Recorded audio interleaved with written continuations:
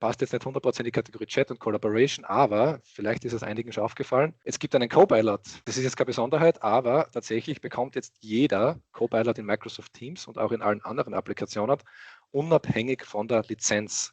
Das heißt, der Copilot Chat ist jetzt auch für jede Person ohne Copilot Lizenz verfügbar, integriert sich jetzt ins Teams rein, inklusive, wie man es da vielleicht oben sehen kann, der neuen GPT-5 Engine. Das heißt, ich kann den nutzen, um so Sachen machen wie, gib mir Informationen über das Am Ball bleiben Webinar oder sag mir, liste mir die Keypoints von einem Betreuungs-Slide-Deck auf, das bei mir jetzt da hier an Teams drinnen liegt. Das funktioniert relativ gut.